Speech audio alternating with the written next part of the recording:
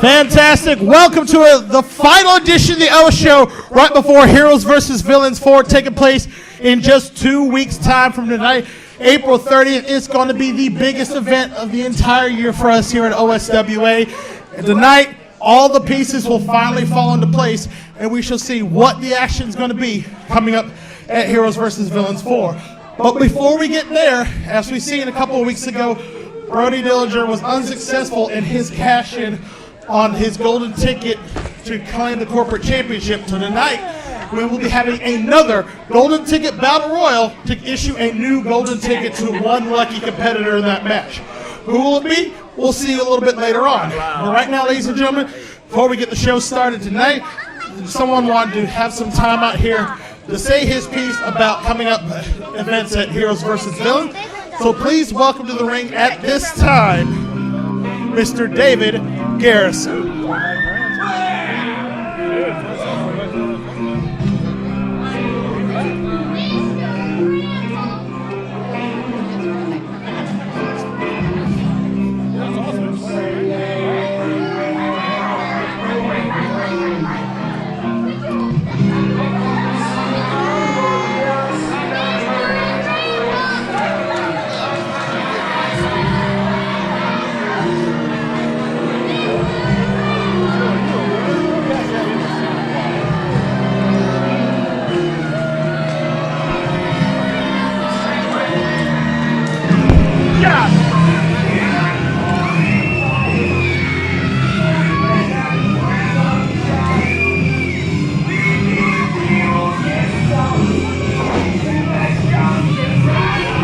The music.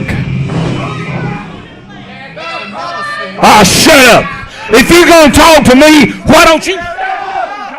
Oh, you are standing up, ain't you?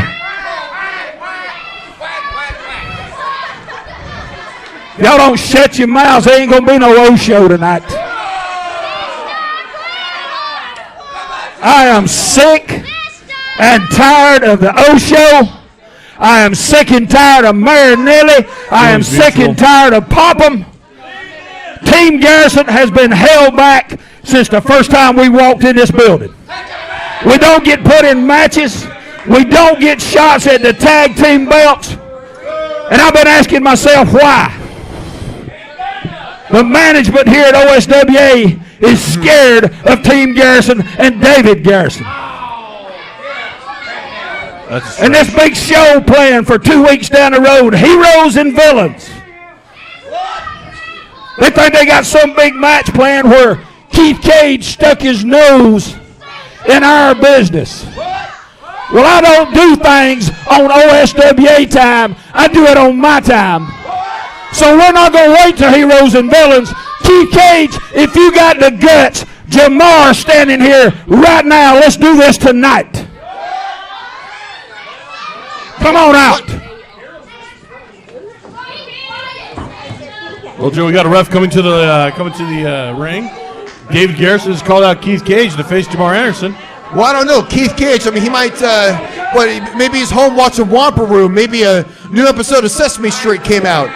Maybe he's got social studies homework to work on. Maybe he's got to learn some cursive.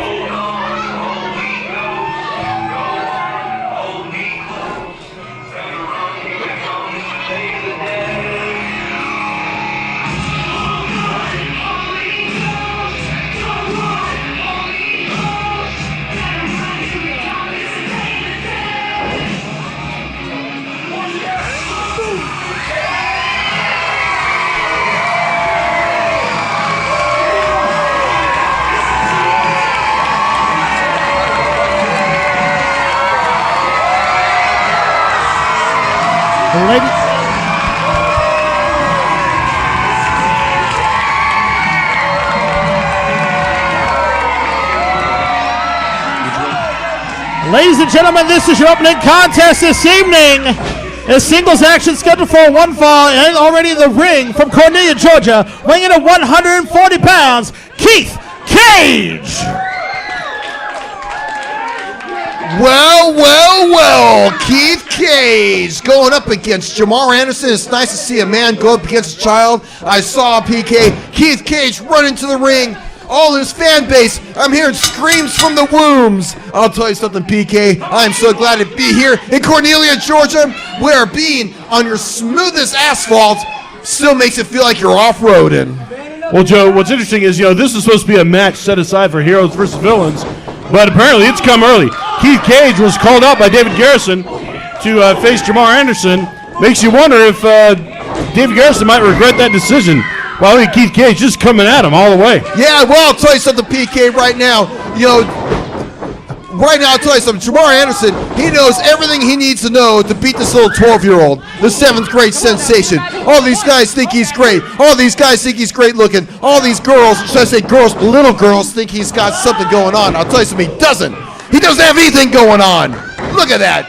Hey, Joe, come on. You can't say that. He's a good wrestler. He's come a long way in the whole time that we've called the OSW, that we've been calling the action here in the OSW. I mean, Joe, he was basically, a green, extremely green rookie, when we started calling these matches, and all of a sudden here we are, wow, over 3 years later, and he's come along very well. But, Joe, what's interesting is how Jamar Anderson, we got to remember how this all started.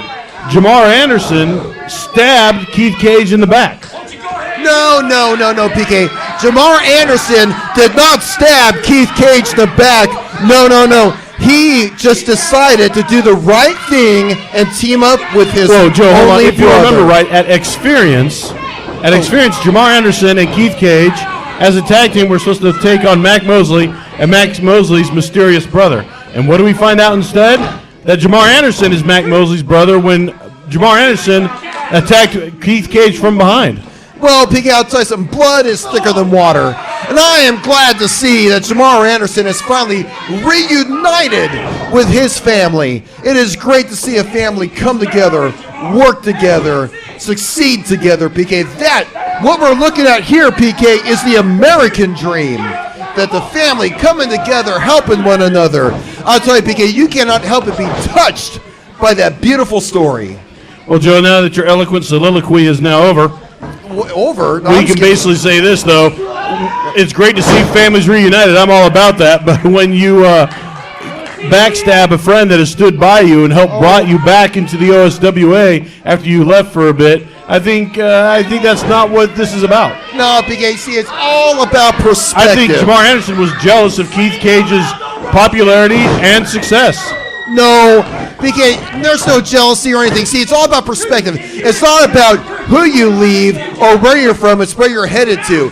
Forget about the fact that he got rid of Keith Cage, that he got rid of 90 pounds of trash. Doesn't matter. The point is he's headed towards something better, a reunification with his brother, PK.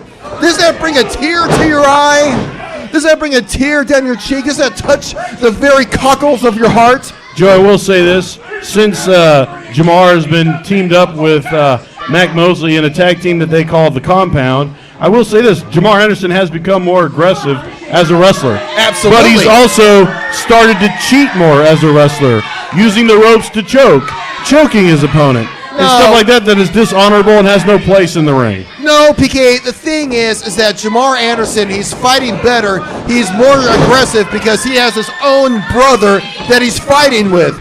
PK, he loves his brother. He wants to defend his brother. He wants to make sure that his brother's succeeding. That is why he is fighting so much harder, because he has a worthy cause to fight for now. Yeah, Joe, maybe that's a good point, because Mac Mosley, as the former TAP wrestling champion, did prove that he couldn't hold the belt without stealing it, so you're correct. No, PK, he did not steal it. I'll tell you something. He is the undisputed TAP champion.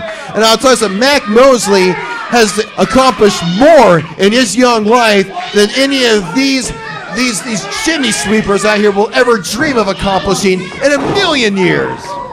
Look at Joe, these two guys now trading blows in the middle of the ring. We are, Oh, come on.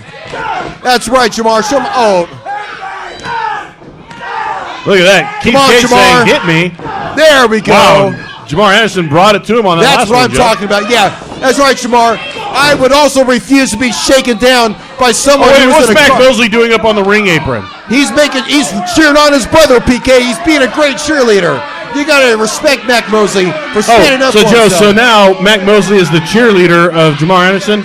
Oh, wow, I think, look at that, Joe. There we From go. the distraction. I love it.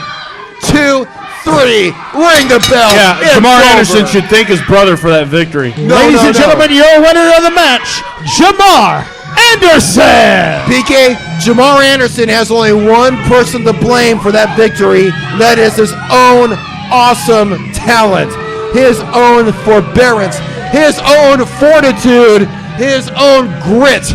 That is all he has to thank for that victory. Keith Cage, welcome to a man's world. You're not prepared yet. Go home and watch the latest episode of Degrassi. Your time here is done until you turn 18 10 years from now. Well, Joe, I think it's unfortunate. It was a good match. I think Mac Mosley realized that Jamar Anderson was about to lose, so he got up on the ring apron in order to distract Keith Cage. No. And he was able to hit his finishing maneuver and got the win. All I saw was a brother who was very passionate to see his other brother succeed. And his brother, what he did was he capitalized on an opportunity because Keith Cage let himself get so easily distracted.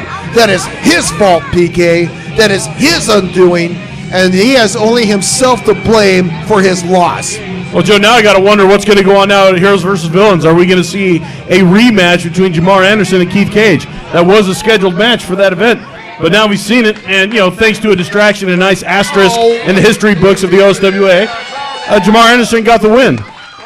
Jamar Anderson got the win because Keith Cage got so easily distracted, and as an opportunist, as a true champion would do, what Jamar Anderson did was, he tapped into that distraction. He tapped into that opportunity, and he took it, and he won. Let's hear it for Keith Cage. The loser. Let's hear it for the loser. I mean, Joe, you can say that, but, the bottom line is Keith Cage, I don't think he's going to take this line down. I think this is a feud that we're going to see continuing. And, maybe we will see a rematch at Heroes vs. Villains. I know I'd look forward to it. Let's go ringside to Gentry.